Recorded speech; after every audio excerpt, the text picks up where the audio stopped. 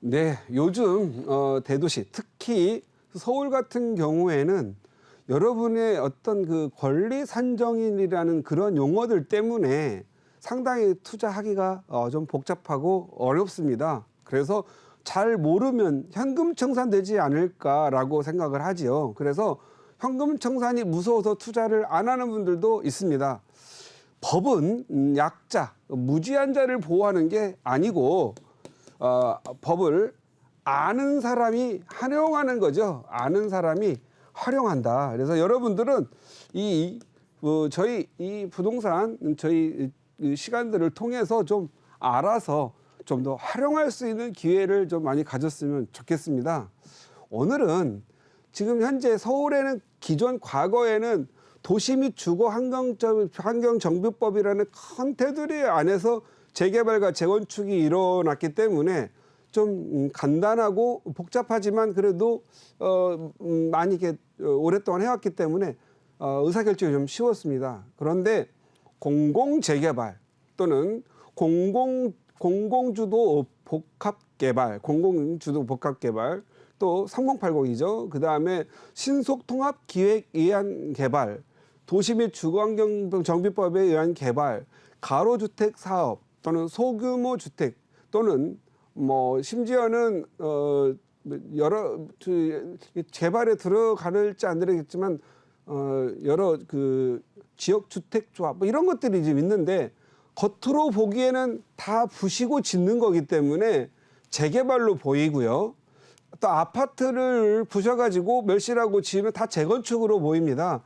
그런데 그게 어떠한 방식으로 개발했느냐에 따라서 속성이 달라지고 또 입주권이 있느냐 없느냐가 달라집니다.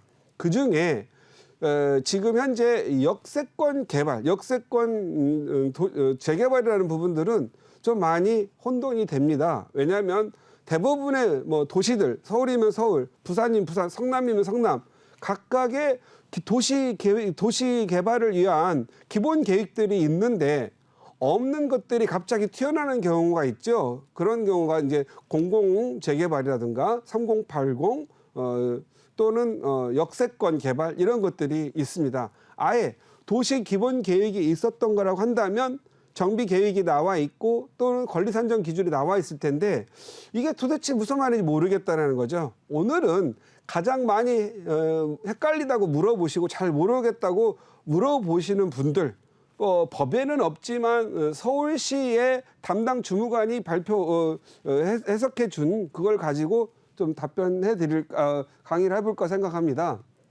요즘 역세권, 서울 같은 경우 역세권 재개발 사업이 좀 있죠.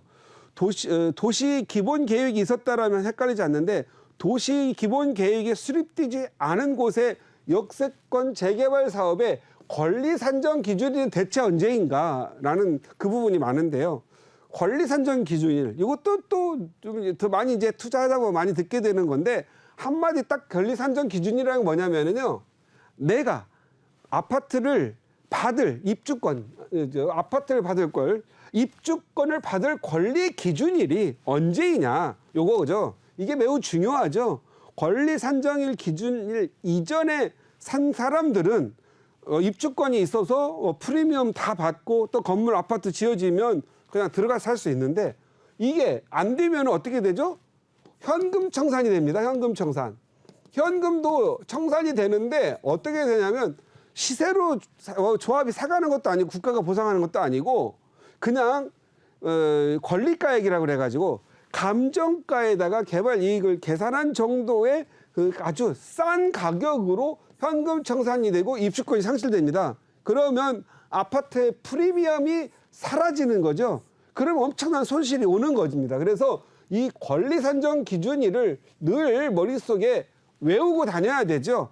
권리 산정 기준일만 잘 이해를 하더라도 이 법을 잘 알기 때문에 현금 청산 된다 안 된다를 잘 알아서 투자할 수 있는 거죠. 어떤 동네에 갔더니 현금 청산 안 함에도 불구하고 내가 아는 법에 의하면 현금 청산 안 하는데도 불구하고 사람들이 현금 청산한다고 해서 싸게 매물이 나옵니다.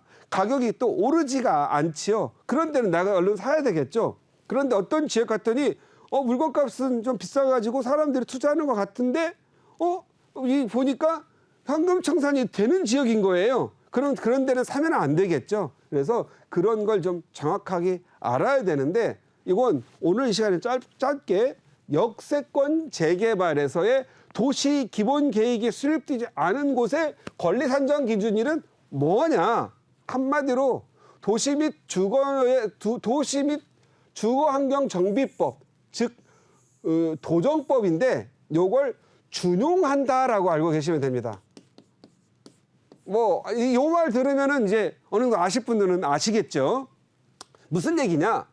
우리나라의 이 도시 및 주거환경 정비법이 상당히 재개발과 재건축을 많이 진행해 오면서 정교한 법이 됐습니다. 생각보다 도시 및 주거환경 정비법이 정교한 법입니다.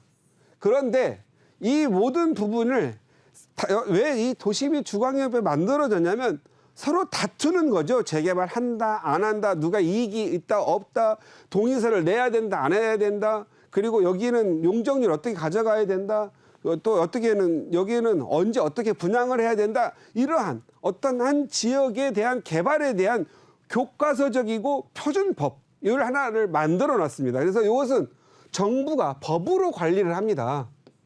그래서 이 도정법에 없는 내용을 가지고 정부가 뭔가 말을 하더라도 결국은 도정법을 수정을 해서 법으로 거쳐가는 거죠. 이 법이라는 건 국회를 반드시 통과를 해야 하는 거죠. 그래서 이 법으로 돼 있기 때문에 이것은 확고부동하고 요지부동의 법입니다. 그렇기 때문에 만약에 어떠한 대부분 보면은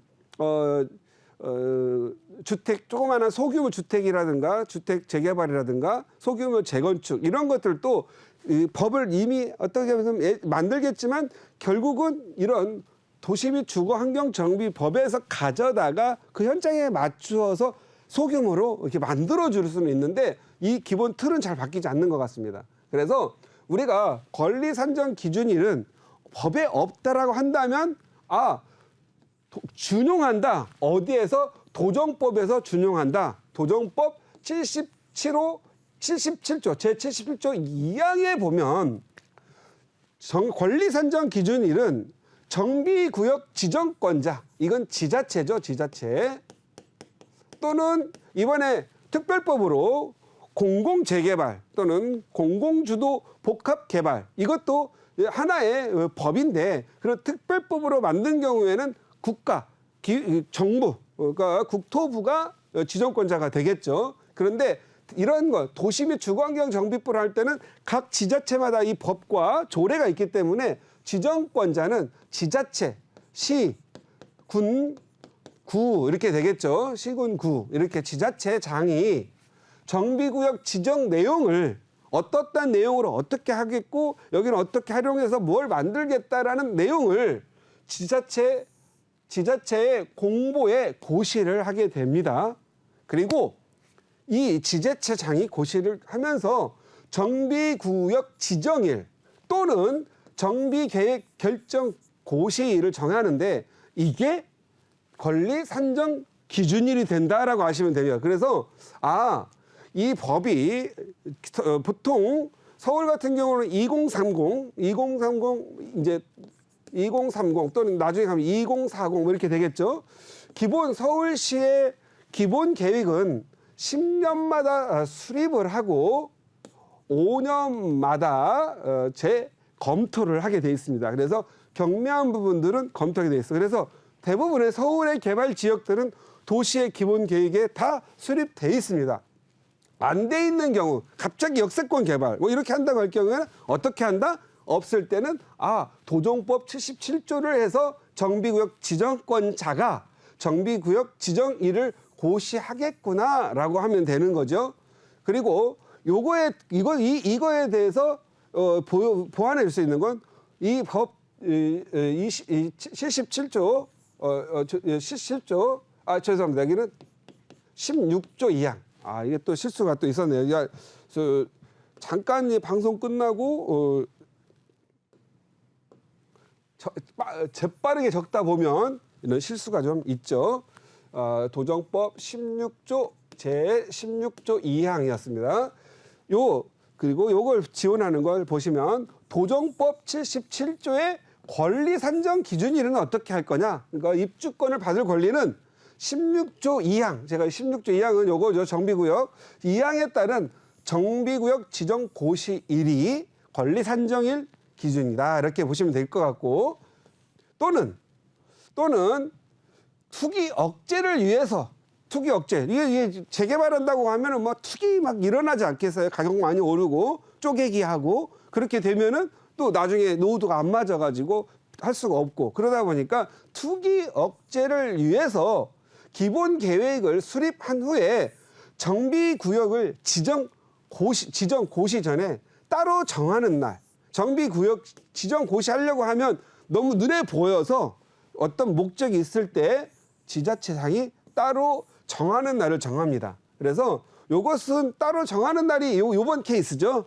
이번에 공공재개발, 이건 공공재개발은 그냥 무조건 그 뭐 6월 29일 이제 공고하는 날로 각각 신청한 지역들을 잡아가지고 신청 받았으면 거기에 뭐 102개에서 이 뭐 47개인가 거기에서 정부가 심사 기준을 통과해가지고 했는데 지정이 됐다 그러면 거기는 정비구역 지정이 됐으니까 거기에다가 토지 거래화가 시키고 이 이후로 거래되는 것은 현금 청산하겠다 뭐 이렇게 해서 하는 거죠. 그래서 따로 특별히 정하는 날이다 이렇게 보시면 될 것 같습니다. 우리가 보통 보면 여러 가지가 있는데 우리가 그 부동산 투자를 하거나 공부를 하시는 분들 핵심 되는 요인들이 있으면 잘 모르겠다 하면은 도시 및 주거환경정비법을 보고 도시 및 주거환경정비법과 시행령 그리고 각 지자체에 보면 도시 및 환경정비 조례, 서울 같은 서울시 조례, 성남은 성남시 조례가 있겠죠. 그걸 참조해서 보시면 될 것 같습니다. 그래서 예를 들어서 원효로 같은 경우 있죠. 원효로는 이번에 역세권 개발을 하죠. 하니까 지금은 개발행위 제한을 해놨습니다. 개발행위. 아직 정비구역 지정된 건 아니에요. 개발행위 제한을 했는데 개발행위 제한을 하고 나면 염리동 같은 염리 4구역이나 5구역 같은 경우는 거의 한 10개월 정도 걸리는 것 같아요. 10에서 12개월 정도. 그래서 개발행위 제한이 끝나고 검토 기간을 거쳐서 정비구역 지정 고시일이 정해지는 날이 있는데 보통 개발행위 제한이 가면 한 1년 이내에 1년 전후에서 정비구역이 지정되더라. 정비 지정이 되면 권리산정 기준이 되더라. 그래서 원효로 일과 같은 경우에는 아직은 권리산정 기준일은 없고 별도의 날이 정해져서 지자체장, 그러니까 용산구청장이 되겠죠. 정비구역 지정을 하는 고시가 있을 때 그 날이 권리산정 기준일이다. 이렇게 이해하시면 될 것 같습니다. 마치도록 하겠습니다.